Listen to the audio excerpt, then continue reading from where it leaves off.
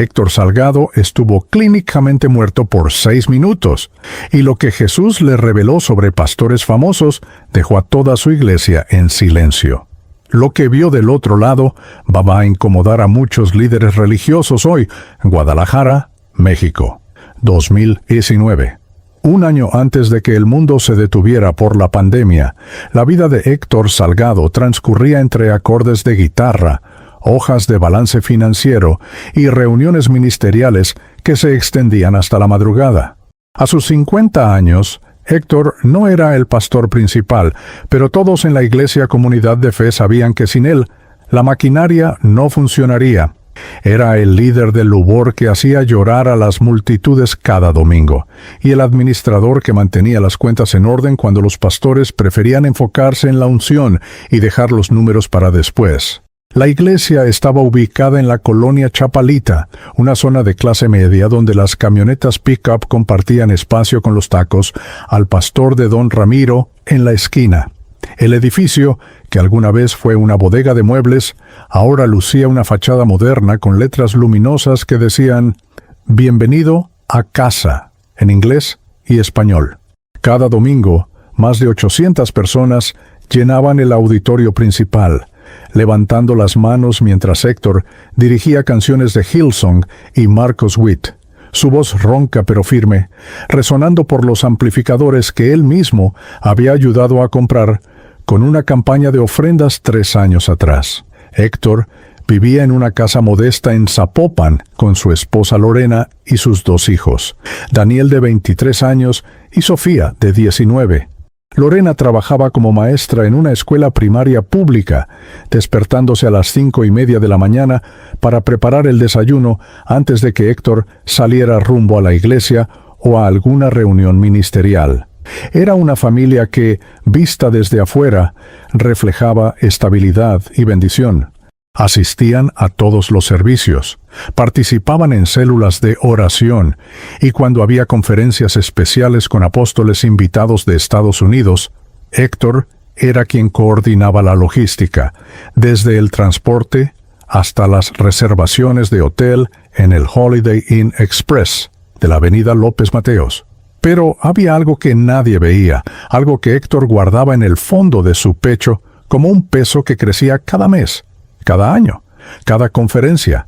Un conflicto silencioso que lo despertaba a las 3 de la mañana, mirando el techo de su recámara mientras Lorena dormía a su lado y el crucifijo que su suegra les había regalado colgaba en la pared, junto a una imagen enmarcada de la Virgen de Guadalupe que su madre nunca dejó de venerar, incluso después de que él se convirtiera al Evangelio Pentecostal. Héctor no era ateo. Creía en Dios con una convicción que había nacido en su adolescencia, cuando un evangelista itinerante llegó a su barrio en Tlaquepaque y él, cansado de ver a su padre alcoholizado golpear a su madre cada fin de semana, decidió entregar su vida a Cristo en una carpa improvisada que olía a tierra mojada y fervor genuino. Esa noche, con 17 años, Héctor lloró como nunca, sintiendo algo que no podía explicar, pero que sabía era real. Desde entonces, la fe había sido su ancla. Aprendió a tocar guitarra para servir en la alabanza. Estudió administración en una universidad pública mientras trabajaba de noche en una gasolinera. Y cuando finalmente consiguió un empleo estable en una empresa de logística, destinó el diezmo completo de su primer sueldo a la iglesia donde se congregaba. Pero ahora, 3 décadas después, la fe que una vez fue simple se había vuelto complicada. Héctor ya no era el joven ingenuo que levantaba las manos sin cuestionar. Ahora era el hombre que veía todo desde adentro. El hombre que sabía cuánto ganaba realmente el pastor principal.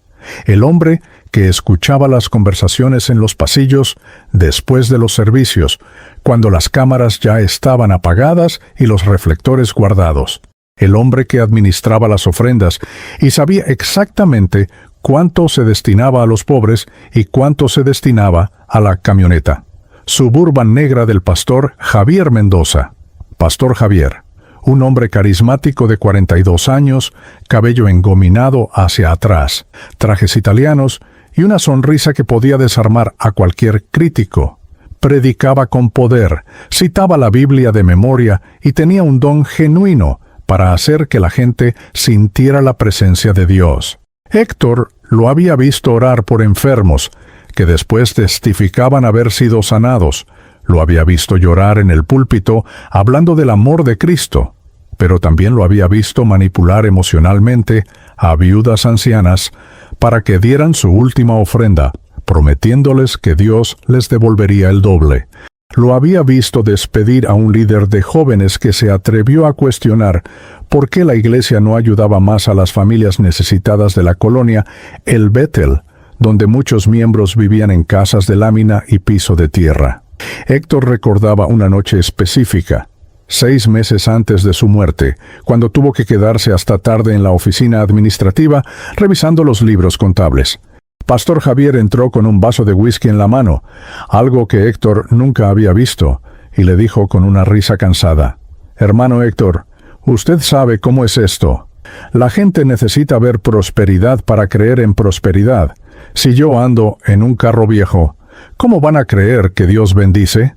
Héctor solo asintió, sin saber qué decir, sintiendo que algo fundamental se rompía dentro de él, pero sin el valor para confrontarlo. La cultura religiosa latina tiene un código no escrito. No se toca al ungido del Señor. Cuestionar al pastor es casi como cuestionar a Dios mismo. Héctor había crecido en esa mentalidad, viendo cómo su propia madre, una mujer católica devota, nunca cuestionó al sacerdote de su parroquia, incluso cuando los escándalos salieron a la luz. Y ahora, en el mundo evangélico, la dinámica era la misma, pero con diferente ropaje. Los líderes eran intocables. Las preguntas eran rebelión. La lealtad era silencio. Héctor viajaba constantemente.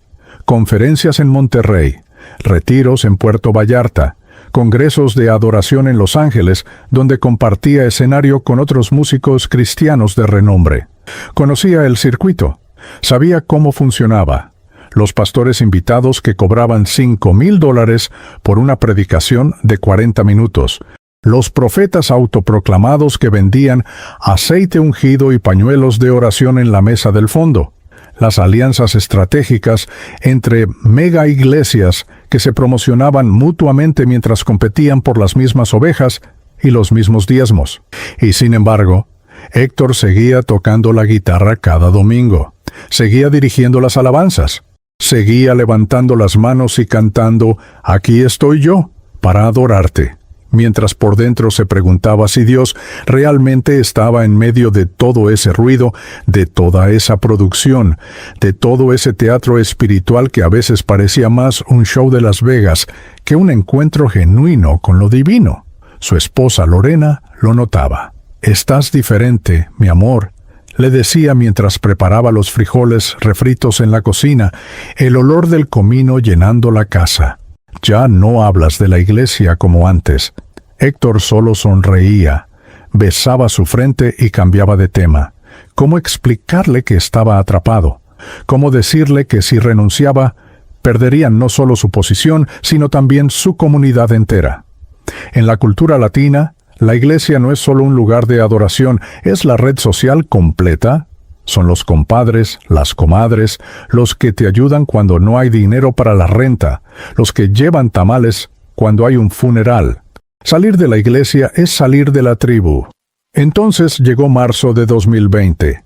Héctor fue invitado a una conferencia ministerial en un hotel de la periferia de Guadalajara, cerca del aeropuerto. Era un evento de 3 días para líderes de alabanza y pastores asociados, organizado por una red apostólica que prometía restaurar el verdadero avivamiento en México. Héctor aceptó ir, aunque algo en su interior ya no creía en esas promesas. Ya había escuchado demasiados mensajes sobre avivamiento que nunca llegaba, demasiadas profecías sobre transformación nacional que se desvanecían con el siguiente escándalo pastoral. El 17 de marzo, después de una sesión particularmente intensa, donde un apóstol autoproclamado había profetizado sobre una ola de gloria que vendría a Latinoamérica, Héctor regresó a su habitación en el Hotel Fiesta Americana, sintiendo un cansancio profundo que no era solo físico. Era un agotamiento del alma. Se quitó los zapatos, se sentó en la orilla de la cama y miró por la ventana hacia las luces de la ciudad que parpadeaban en la distancia. Y en ese momento, sin aviso, sin dolor previo, Héctor Salgado colapsó. Lo que vendría después cambiaría no solo su vida, sino su comprensión completa de lo que significa ser llamado por Dios en una generación donde muchos hablan en su nombre, pero pocos realmente lo conocen. El colapso ocurrió a las 9:47 de la noche del 17 de marzo de 2020, según el reporte oficial del Servicio de Emergencias. Héctor Salgado cayó de costado sobre la alfombra beige de la habitación 438 del Hotel Fiesta Americana, su cuerpo golpeando primero el borde de la cama y luego el piso con un ruido sordo que alertó a los huéspedes de la habitación contigua. No hubo gritos, no hubo tiempo para pedir ayuda, simplemente su corazón dejó de latir. La habitación era estándar, 2 camas, queen size, con edredones color vino, un escritorio pequeño donde Héctor había dejado su Biblia abierta en el libro de Mateo, capítulo 23, el pasaje donde Jesús confronta a los fariseos y maestros de la ley. Una ironía que solo se volvería evidente días después. La televisión estaba apagada, las cortinas cerradas, el aire acondicionado zumbaba en modo automático. Todo parecía normal, excepto que un hombre de 51 años yacía inmóvil en el piso, su rostro comenzando a tornarse pálido mientras los segundos se convertían en minutos. El ingeniero Roberto Campos, huésped de la habitación 440, escuchó el golpe y pensó primero que alguien había dejado caer una maleta, pero algo en el sonido le pareció extraño. Diferente. Tocó la puerta. Nadie respondió. Volvió a tocar, esta vez más fuerte. «Señor, ¿está todo bien?» Silencio. Roberto llamó a recepción y la gerente de turno, una mujer llamada Patricia Ramos, subió inmediatamente con la llave maestra. Al abrir la puerta, encontraron a Héctor tendido boca arriba, los ojos entreabiertos pero sin respuesta, la piel fría al tacto. Patricia marcó inmediatamente al 911. En Guadalajara, el sistema de emergencias Cruz Roja respondió en 7 minutos, un tiempo considerado aceptable para la zona. Los paramédicos Javier Hernández y Sandra Morales entraron a la habitación con el equipo de reanimación, evaluando rápidamente la situación. No había pulso, no había respiración, las pupilas estaban dilatadas y fijas. Sandra inició compresiones torácicas mientras Javier preparaba el desfibrilador automático externo. El monitor marcaba una línea plana, asistolia completa. Paciente masculino, aproximadamente 50 años. Paro cardiorrespiratorio sin causa aparente, reportó Javier por radio, mientras Sandra continuaba las compresiones, contando en voz alta. 1, 2, 3, 4, 5... El sudor comenzaba a formarse en su frente. Habían pasado ya 3 minutos desde que llegaron, lo que significaba que Héctor llevaba al menos 10 minutos sin oxígeno cerebral. Las estadísticas médicas son claras. Después de 4 minutos sin circulación, el daño cerebral comienza a ser irreversible. Después de 10 minutos, las posibilidades de sobrevivir sin secuelas neurológicas graves son prácticamente nulas. El desfibrilador analizó el ritmo cardíaco. «No se recomienda descarga», indicó la voz automática del aparato. Era la peor señal posible. Significa que el corazón no estaba en fibrilación, sino completamente detenido. Sandra continuó las compresiones.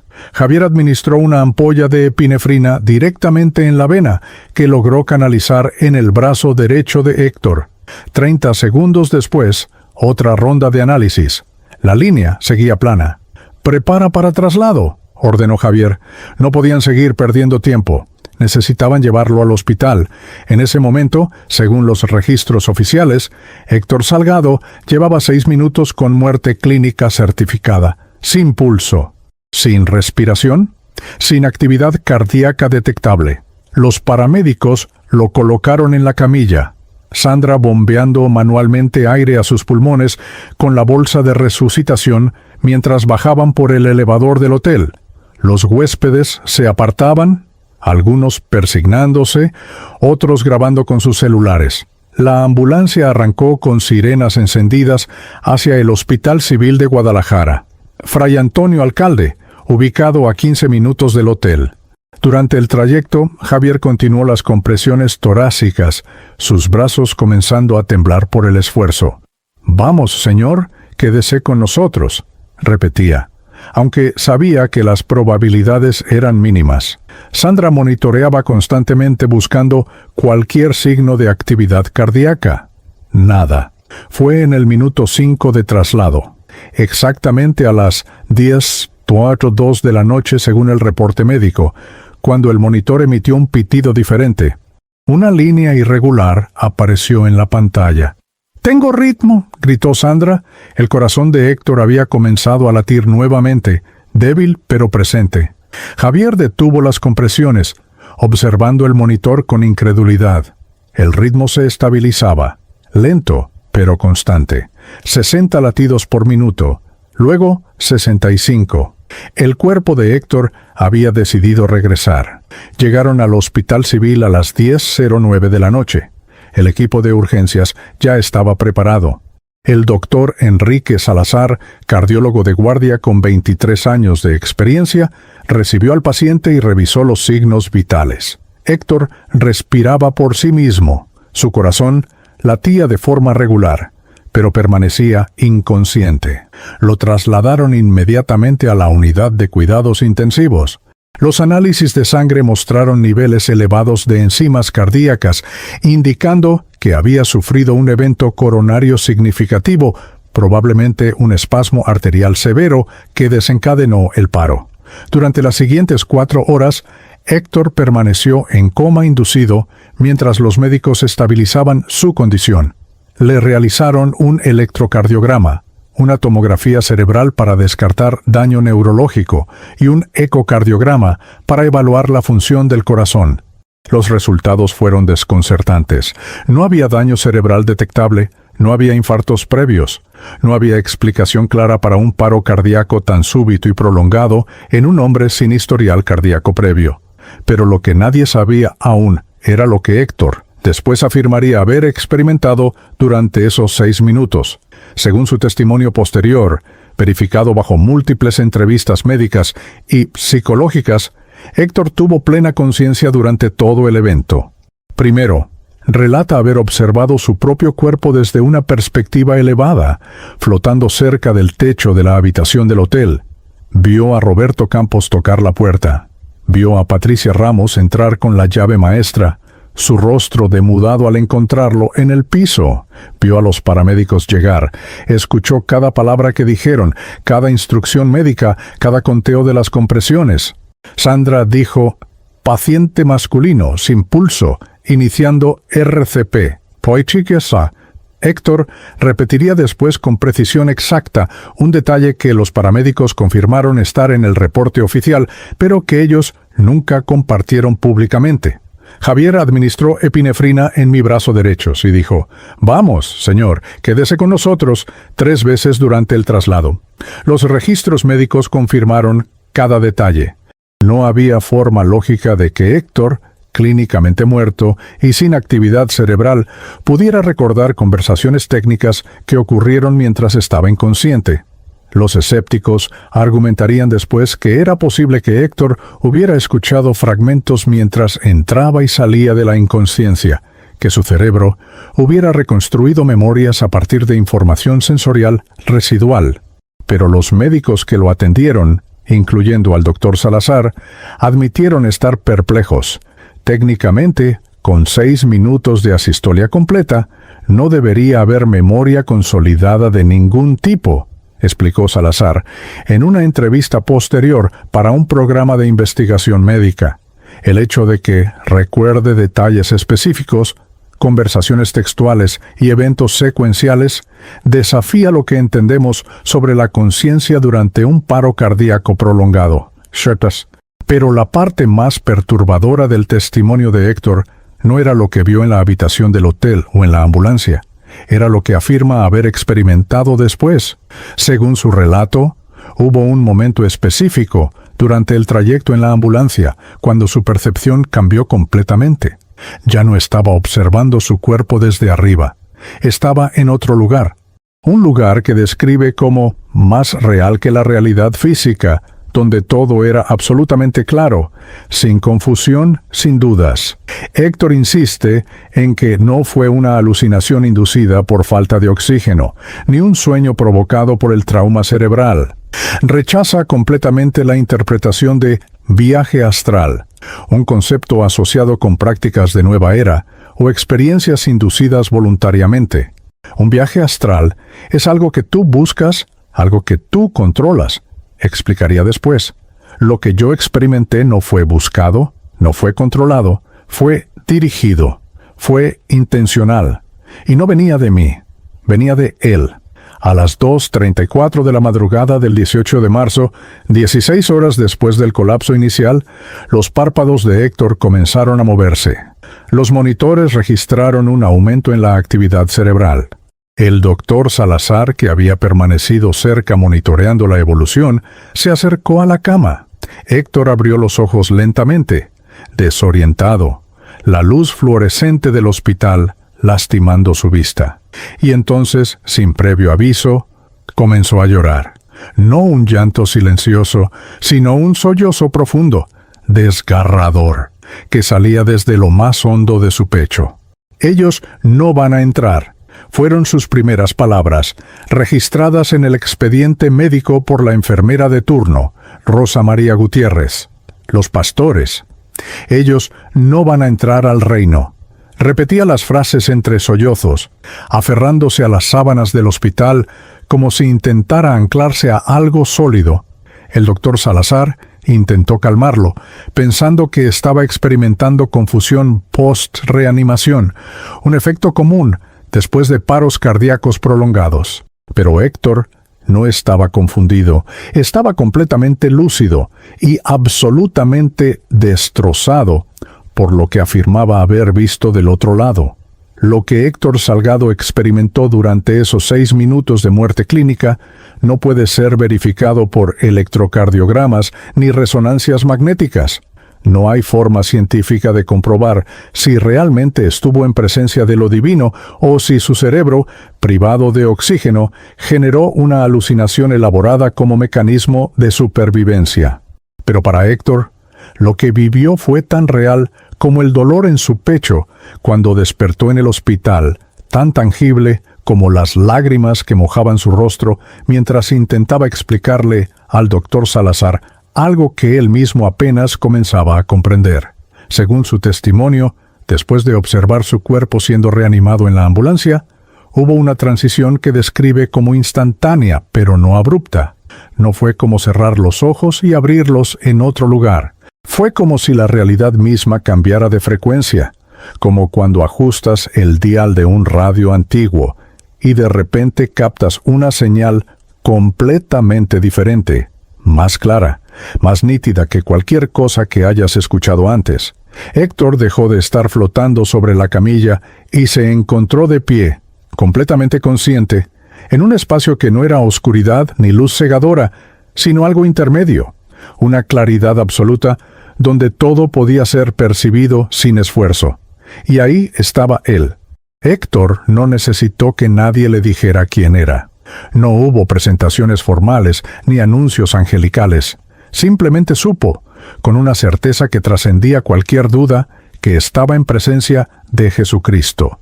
La figura frente a él no era una aparición etérea ni una luz abstracta. Era una persona real, con forma humana, con rostro definido. Y ese rostro, según Héctor lo describió después en múltiples entrevistas, manteniendo siempre la misma descripción, era exactamente como Jonathan Roumie lo interpreta en la serie The Chosen. Rasgos de Oriente Medio, barba oscura, ojos profundos que parecían contener toda la historia del universo y al mismo tiempo enfocarse únicamente en ti.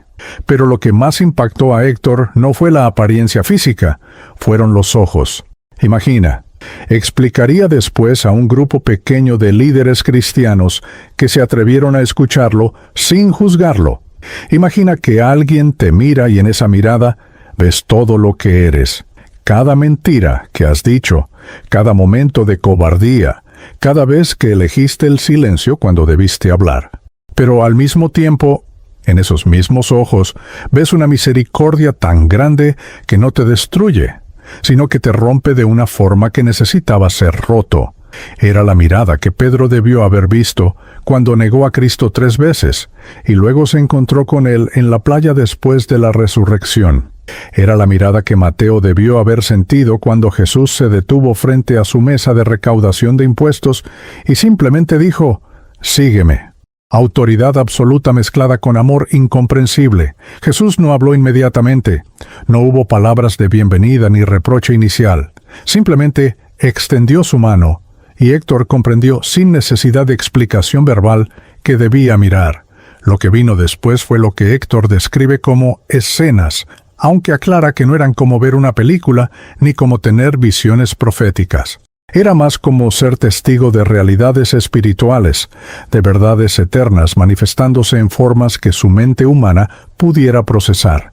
Vio perfiles, no rostros específicos que pudiera identificar con nombres y apellidos, sino arquetipos espirituales, patrones de vida que se repetían una y otra vez en el liderazgo cristiano contemporáneo. Vio a un hombre vestido con traje impecable, de pie en un púlpito masivo, frente a miles de personas que levantaban las manos y lloraban. El hombre predicaba con pasión sobre el amor de Dios, citaba las Escrituras con precisión, oraba por los enfermos con autoridad. La multitud lo adoraba. Las cámaras de televisión capturaban cada gesto. Las ofrendas llenaban cubetas de plástico que se pasaban fila por fila.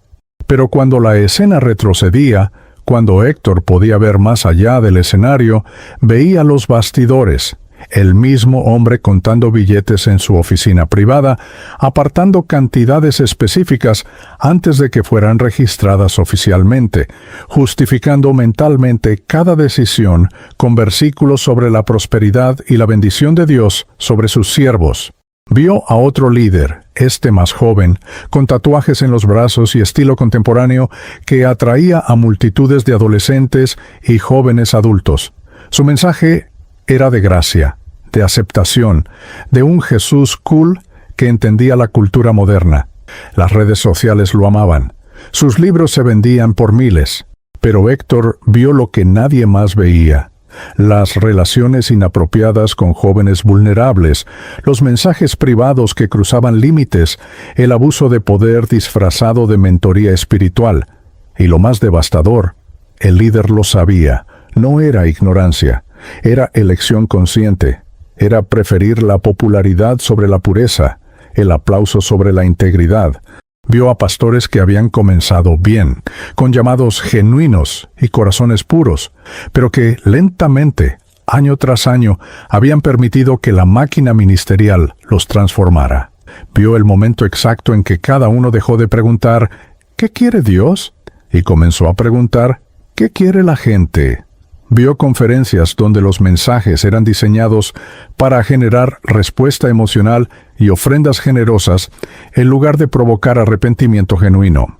Vio alianzas entre megaiglesias que funcionaban más como corporaciones compitiendo por cuota de mercado que como cuerpos de Cristo sirviendo al reino.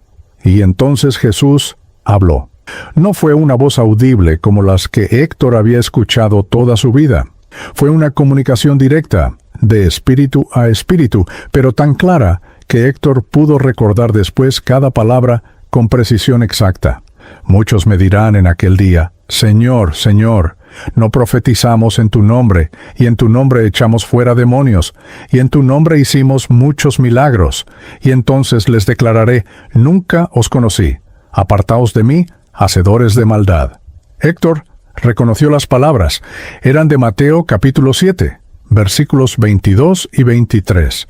Las había leído cientos de veces, pero nunca con esta claridad devastadora.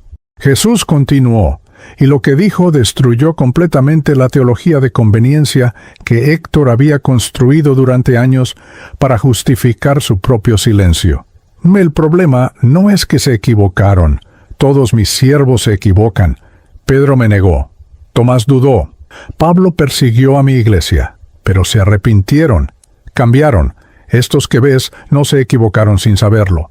Eligieron conscientemente el poder sobre el servicio. Eligieron el control sobre el cuidado. Eligieron el aplauso sobre mi verdad. Y lo peor, sabían exactamente lo que estaban haciendo. Héctor vio entonces algo que lo quebró completamente. Vio el impacto generacional de esos liderazgos falsos. Vio a familias latinas, inmigrantes que trabajaban 3 empleos para sobrevivir, dando sus últimos $50 porque un pastor les prometió que Dios les devolvería el 100 por 1. Vio a esos $50 pagar el lease de un BMW en lugar de alimentar a viudas. Vio a jóvenes abandonando la fe no porque dejaran de creer en Dios, sino porque no podían reconciliar al Jesús de los evangelios con el cristianismo corporativo que veían en sus iglesias. Vio a ateos intelectuales, muchos de ellos ex-creyentes, usando la hipocresía pastoral como argumento principal para su ateísmo. Y lo más doloroso, gran parte de su argumentación era válida. ¿Ves el peso?, le preguntó Jesús a Héctor, y en esa pregunta había un dolor tan profundo que Héctor cayó de rodillas en ese espacio atemporal. Cada alma que se aleja de mí por culpa de un líder que usa mi nombre para beneficio propio es sangre en las manos de ese líder. No perdieron la salvación por errores teológicos. No están fuera del reino por no tener la doctrina perfecta. Están fuera porque conocieron la verdad, la experimentaron y aún así eligieron la mentira. Eligieron conscientemente ser piedras de tropiezo en lugar de piedras de construcción. Héctor preguntó entonces, con una voz que apenas podía formar palabras: «Señor, ¿y yo? Yo vi todo esto. Yo sabía. Yo callé». La respuesta que recibió fue la razón por la que estaba teniendo esta experiencia, en lugar de estar ya ante el juicio final. Por eso estás aquí. Por eso te regreso. No para que juzgues, no para que acuses, sino para que testifiques, para que recuerdes a mi pueblo que el estándar no ha cambiado, que yo sigo siendo el mismo ayer, hoy y para siempre, y que llegará el día cuando cada pastor, cada líder, cada persona que habló en mi nombre, deberá dar cuenta no de cuántos seguidores tuvo, sino de cuántas almas cuidó con verdad. Héctor vio entonces el contraste. Le fueron mostrados también líderes fieles, pastores en barrios marginales de Guatemala que servían sin salario, compartiendo los frijoles de su propia mesa con los pobres, misioneros en Honduras que arriesgaban sus vidas enfrentando pandillas para rescatar jóvenes de la violencia, líderes de células en casas humildes de Los Ángeles, que oraban por inmigrantes indocumentados y los ayudaban a encontrar trabajo sin pedirles diezmo. Ancianos en iglesias rurales de Oaxaca que mantenían la fe viva sin reflectores ni reconocimiento. Estos también serían recompensados, estos también importaban. De hecho, estos importaban más. La última imagen que Héctor recuerda antes de regresar a su cuerpo fue el rostro de Jesús, mirándolo con una intensidad que no era condenación, sino comisión. Era la misma mirada que debió haberle dado a Juan en Patmos antes de dictarle el Apocalipsis. Era la mirada de alguien que confía un mensaje que incomodará a muchos, pero que necesita ser dicho. Y entonces Héctor escuchó las últimas palabras: «Diles que el cielo es real. Diles que yo soy real, pero también diles que mi estándar es real, y que llegará el día cuando lo que se hace en secreto será revelado a plena luz». Héctor despertó en el Hospital Civil de Guadalajara llorando incontrolablemente, con esas palabras quemando en su pecho como un carbón encendido que tendría que cargar el resto de su vida. Las primeras 48 horas después de despertar fueron un torbellino de exámenes médicos, evaluaciones neurológicas y conversaciones susurradas entre doctores que no podían explicar lo que estaban presenciando. Héctor Salgado no solo había sobrevivido a 6 minutos de muerte clínica sin daño cerebral aparente, sino que demostraba una lucidez y claridad mental que desafiaba todos los protocolos médicos conocidos. El doctor Enrique Salazar ordenó una batería completa de pruebas: resonancia magnética cerebral, electroencefalograma, evaluación psiquiátrica de emergencia y análisis toxicológicos exhaustivos para descartar alucinaciones inducidas por medicamentos. Los resultados fueron unánimes y desconcertantes. No había lesiones cerebrales, no había indicios de psicosis, no había sustancias alucinógenas en su sistema. Héctor estaba, según todos los parámetros médicos disponibles, completamente cuerdo y, sin embargo, no dejaba de llorar. No un llanto histérico ni descontrolado, sino un sollozo profundo y constante que brotaba de un lugar que los médicos no podían alcanzar con sus instrumentos. La enfermera Rosa María Gutiérrez, una mujer católica devota de 57 años, que había trabajado en cuidados intensivos durante 3 décadas, le comentó después al doctor Salazar algo que la perturbaba. «Doctor, yo he visto a muchos pacientes despertar de paros cardíacos. Algunos lloran de alivio, otros de confusión, otros de dolor. Pero este hombre llora diferente. Llora como alguien que vio algo que no debía ver y ahora tiene que vivir con eso». Lorena, la esposa de Héctor, llegó al hospital a las 8 de la mañana del 18 de marzo, después de recibir la llamada de emergencia que casi la destruye. Había manejado desde Zapopan con las manos temblando en el volante, rezándole a la Virgen de Guadalupe, que su madre le había enseñado a invocar en momentos de desesperación, aunque hacía años que no pisaba una iglesia católica por haberse convertido al Evangelio pentecostal junto con Héctor. Cuando entró a la habitación de cuidados intensivos y vio a su marido conectado a monitores, con cables saliendo de su pecho y una vía intravenosa en cada brazo, sintió que el mundo se detenía. Pero lo que realmente la asustó no fueron los aparatos médicos, fue la mirada de Héctor cuando la vio entrar. «Mi amor», susurró Lorena, acercándose a la cama, tomando su mano con cuidado de no desconectar ningún cable. «Estoy aquí. Estás vivo. Gracias a Dios estás vivo». Héctor la miró con ojos enrojecidos por el llanto y apretó su mano con una fuerza desesperada. «Lorena, yo lo vi a Jesús, y Él me mostró cosas que no puedo callar, cosas sobre la iglesia, sobre los pastores, sobre todo lo que hemos estado haciendo». Lorena pensó inicialmente que era confusión post-trauma, que su cerebro estaba procesando el shock del paro cardíaco, pero conocía a su marido. Habían estado casados 28 años, y la intensidad en su voz, la claridad en sus palabras, no era de alguien confundido. Era de alguien que acababa de cargar un peso que no sabía cómo sostener. La noticia del colapso de Héctor se difundió rápidamente por la red ministerial.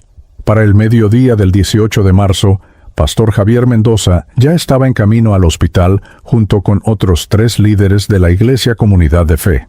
Entraron a la habitación con Biblias en mano, caras de preocupación pastoral y oraciones preparadas. «Hermano Héctor, gloria a Dios que estás vivo», declaró Pastor Javier con su voz de púlpito, imponiendo las manos sobre la cabeza de Héctor. «El enemigo quiso destruirte, pero Dios te guardó para seguir siendo de bendición en su obra». Héctor no respondió inmediatamente. Miró a su pastor, a este hombre que había admirado durante años, cuyas predicaciones lo habían hecho llorar en múltiples ocasiones, y sintió algo completamente nuevo, una claridad dolorosa que le permitía ver más allá de las palabras ensayadas y los gestos religiosos. Vio la Suburban negra estacionada en el área de visitas VIP del hospital. Vio el Rolex discreto en la muñeca de Pastor Javier. Vio la forma en que los otros líderes lo miraban con deferencia, como si su opinión fuera más importante que la verdad, y recordó las palabras de Jesús. Eligieron conscientemente el poder sobre el servicio. «Pastor», dijo Héctor con voz débil pero firme, «necesito contarle lo que vi». Los siguientes 20 minutos fueron quizás los más incómodos en la historia de esa habitación de hospital. Héctor relató su experiencia con detalles que hicieron que los líderes presentes intercambiaran miradas de preocupación creciente. Habló del encuentro con Jesús, de las escenas que le fueron mostradas, de los pastores que usaban el nombre de Dios para beneficio propio, de las almas que se perdían por culpa de líderes hipócritas. No mencionó nombres específicos, pero la aplicación era inevitable. El silencio que siguió fue denso, pesado, casi tangible. Pastor Javier fue el primero en hablar, y lo hizo con el tono que usaba cuando necesitaba corregir teología errónea sin sonar autoritario. Hermano Héctor, alabamos a Dios por tu vida, pero debemos tener cuidado con las experiencias subjetivas. El enemigo puede usar incluso momentos de vulnerabilidad para plantar confusión. La Biblia dice que debemos probar los espíritus, y francamente, un mensaje que trae división y juicio hacia los líderes ungidos de Dios no suena como algo que vendría del Espíritu Santo. Los otros líderes asintieron. Uno de ellos, el pastor asociado Ricardo Fuentes, agregó: Además, hermano, acabas de pasar por un trauma severo. Tu cerebro estuvo sin oxígeno. Los doctores dicen que es común tener alucinaciones en esos estados. Quizás deberías descansar, recuperarte y después, con calma, discernir esto en oración. Héctor sintió algo quebrarse dentro de él. No era sorpresa exactamente, porque en algún nivel profundo ya lo había anticipado. Era la confirmación dolorosa de que el sistema estaba diseñado para protegerse a sí mismo. Cualquier voz profética que incomodara al establishment sería catalogada como confusión, como ataque del enemigo, como falta de cobertura espiritual. Era el mismo patrón que había silenciado a profetas verdaderos durante siglos, la misma dinámica que permitía que la corrupción floreciera sin ser confrontada. No estoy confundido, pastor, respondió Héctor con una calma que sorprendió incluso a Lorena. Y no estoy juzgando a nadie, solo estoy compartiendo lo que vi, lo que Jesús me mostró. Y si eso incomoda, quizás deberíamos preguntarnos por qué incomoda. La reunión terminó con tensión apenas disimulada. Pastor Javier oró una oración genérica por sanidad y protección. Prometió que la iglesia cubriría todos los gastos médicos y sugirió que Héctor tomara un tiempo sabático para recuperarse completamente antes de retomar sus funciones. Pero todos en esa habitación sabían que algo fundamental había cambiado. Héctor ya no era el líder del Lubor confiable que asentía y obedecía. Ahora era una amenaza potencial, alguien con un testimonio que podía desestabilizar la estructura cuidadosamente construida de autoridad y control. Las siguientes semanas fueron un descenso progresivo a lo que Héctor describiría después como el desierto del testigo rechazado. Le dieron el alta médica el 22 de marzo con instrucciones de reposo absoluto y seguimiento cardiológico. Regresó a su casa en Zapopan, pero la casa ya no se sentía como hogar. Los mensajes de WhatsApp de otros líderes ministeriales comenzaron a llegar, algunos expresando preocupación genuina, otros con advertencias veladas sobre no causar división en el cuerpo de Cristo, otros directamente acusándolo de estar bajo opresión demoníaca. El grupo de WhatsApp de líderes de alabanza, donde Héctor había participado durante años compartiendo acordes y testimonios, de repente se volvió silencioso cada vez que él publicaba algo. La presión más fuerte vino de lugares inesperados. Su hijo Daniel, que estudiaba teología en un seminario pentecostal y aspiraba a ser pastor, le pidió en una conversación tensa que, por favor, no arruinara el testimonio de la familia con estas historias controversiales. Su hija Sofía, más empática pero igualmente preocupada, le confesó que sus amigas de la iglesia le habían preguntado si su papá estaba bien mentalmente.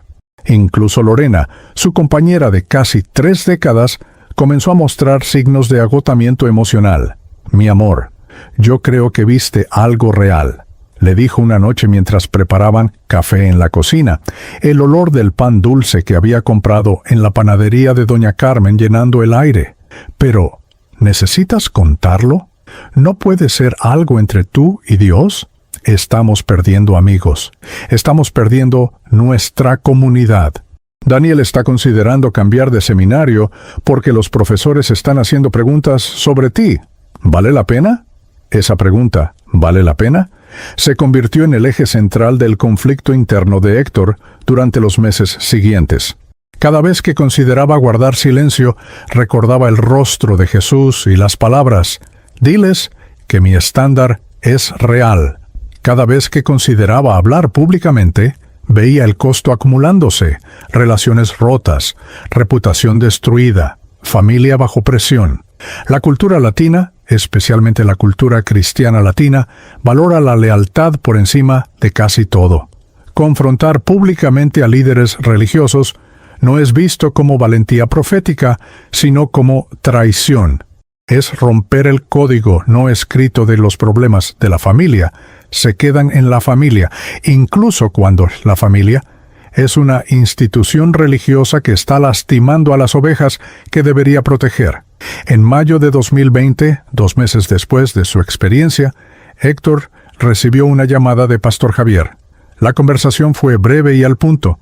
«Hermano Héctor, hemos estado orando por ti y creemos que lo mejor para tu proceso de sanidad es que te tomes un tiempo indefinido lejos del liderazgo. No estamos diciendo que renuncies oficialmente, pero creemos que necesitas enfocarte en tu salud física y espiritual sin las presiones del ministerio». Era una remoción disfrazada de cuidado pastoral. Héctor lo sabía. Pastor Javier lo sabía. Pero ambos mantenían el lenguaje religioso correcto para que pareciera una decisión sabia en lugar de lo que realmente era. Silenciamiento institucional. Héctor aceptó sin pelear. No porque estuviera de acuerdo, sino porque finalmente entendió que la batalla no era contra Pastor Javier ni contra la Iglesia Comunidad de Fe específicamente. Era contra un sistema completo, una estructura de poder religioso que se protegía a sí misma de cualquier voz profética que amenazara su estabilidad. Colgó el teléfono, se sentó en el sillón de su sala donde tantas veces había practicado canciones de alabanza y lloró nuevamente.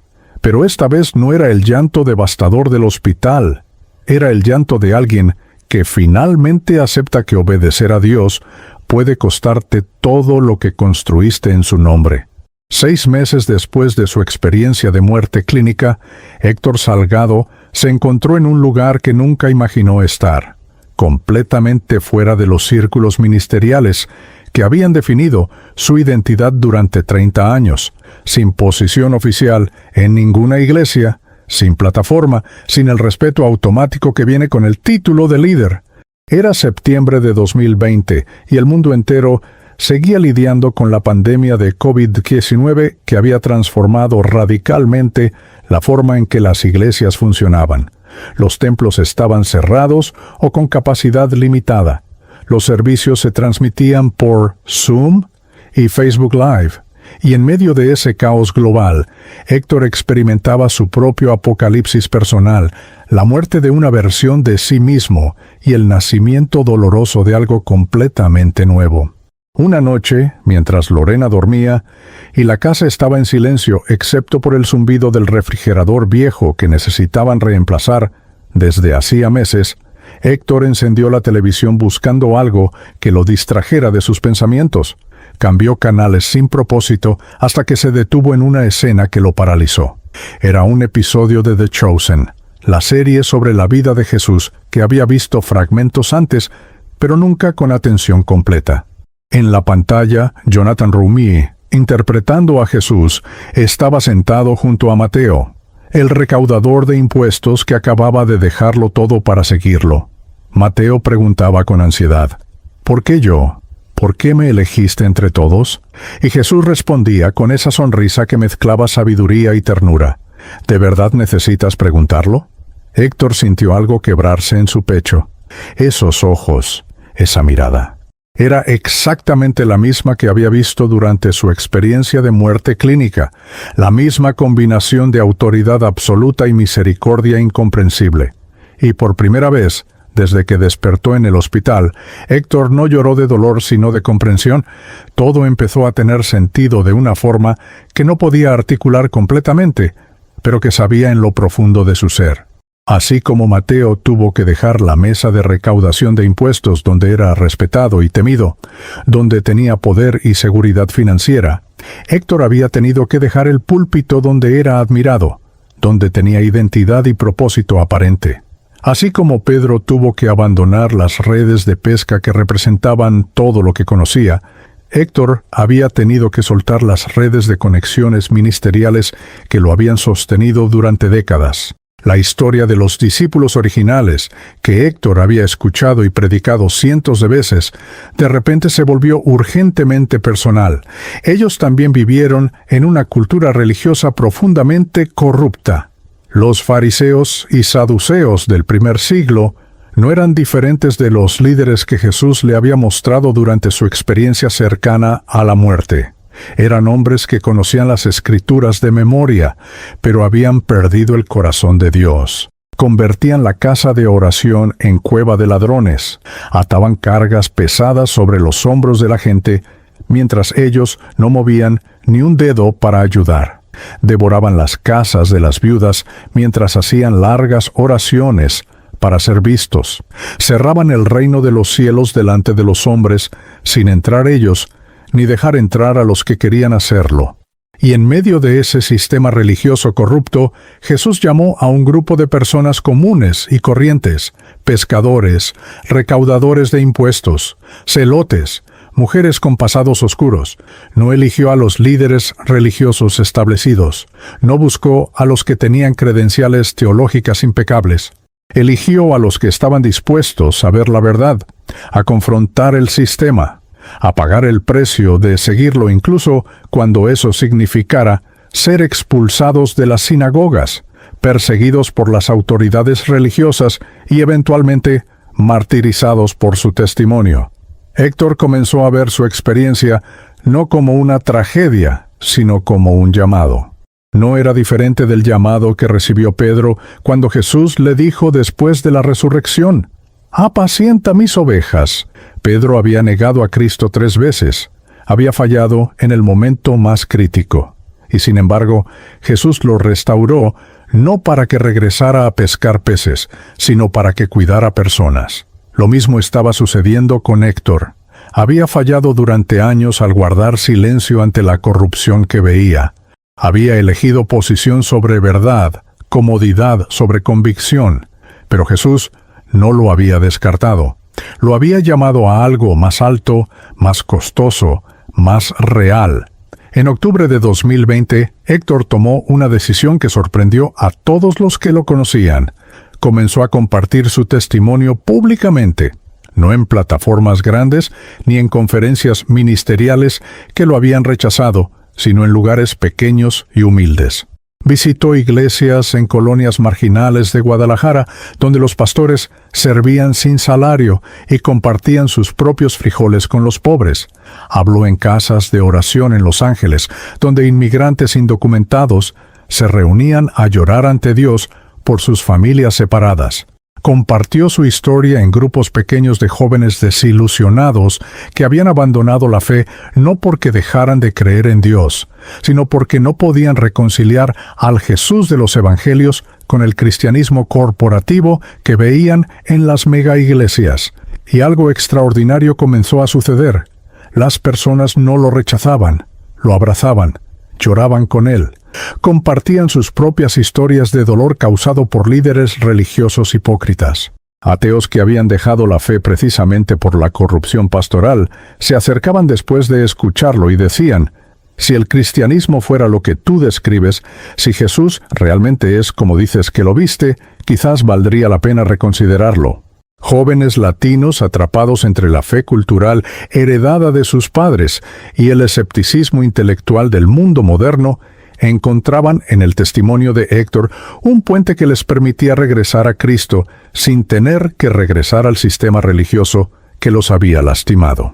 Héctor comenzó a entender que su experiencia de muerte clínica no fue solo para él. Fue un mensaje para una generación completa que está viviendo el mismo conflicto que él vivió: la tensión entre la fe genuina y la religión institucional corrupta. Era un llamado para los elegidos de hoy Aquellos que, como los discípulos originales, están siendo invitados a dejar las estructuras religiosas cómodas pero vacías para seguir al Jesús radical que confronta la hipocresía donde quiera que la encuentre. Recordó una escena específica de The Chosen que había visto semanas atrás, María Magdalena siendo liberada de los demonios que la habían atormentado durante años.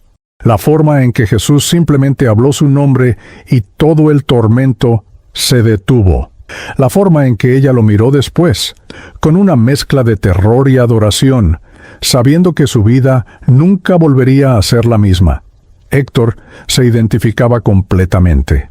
Él también había sido liberado, no de demonios literales quizás, sino de algo igualmente esclavizante.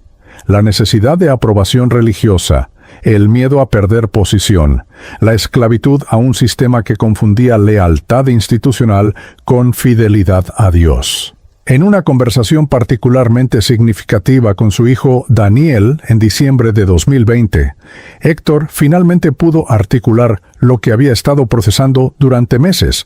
Estaban sentados en la cocina, tomando café de olla que Lorena había preparado con canela y piloncillo, el mismo café que la abuela de Héctor hacía cuando él era niño.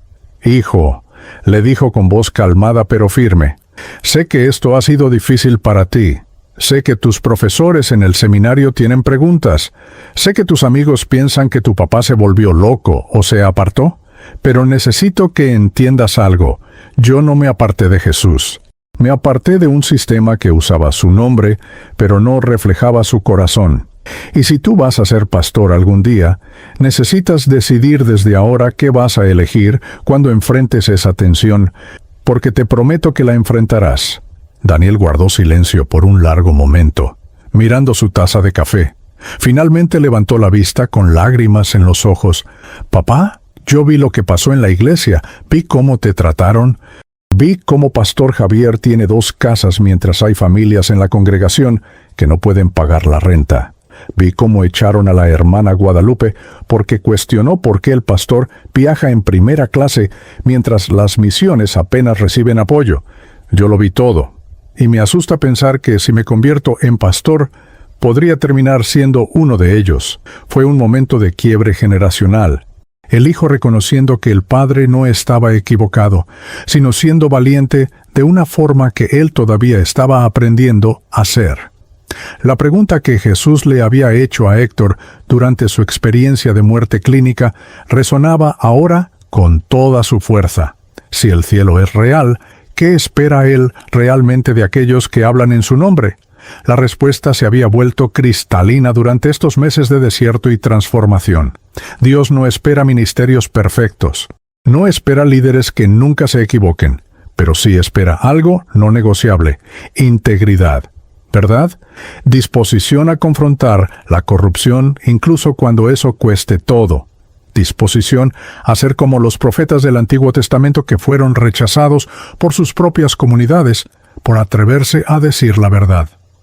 Disposición a ser como Juan el Bautista, que perdió su cabeza por confrontar el pecado de los poderosos. Héctor entendió finalmente que los elegidos de hoy no son los que tienen las plataformas más grandes ni los ministerios más exitosos, son los que están dispuestos a elegir verdad sobre popularidad, integridad sobre influencia, obediencia a Dios sobre aprobación humana. Son los que, como Mateo, pueden dejar la mesa donde son respetados para seguir a un maestro que los llevará a lugares incómodos.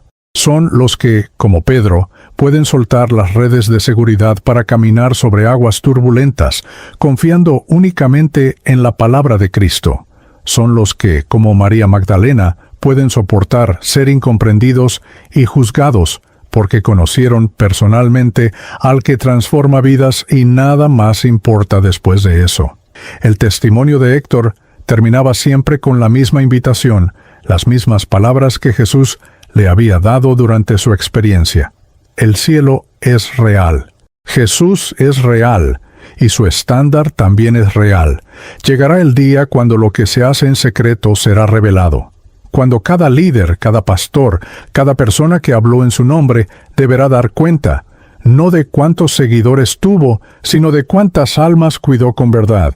La pregunta no es si tú crees en Dios. La pregunta es, ¿estás dispuesto a elegir su verdad incluso cuando te cueste todo lo que construiste en su nombre? Y cada vez que hacía esa pregunta, veía el mismo patrón. Algunos se ofendían y se iban, pero otros, los que tenían oídos para oír, se quebraban y lloraban, reconociendo que habían estado esperando que alguien tuviera el valor de decir en voz alta lo que ellos habían estado sintiendo en silencio durante años. Esos eran los elegidos de hoy. Y su número estaba creciendo.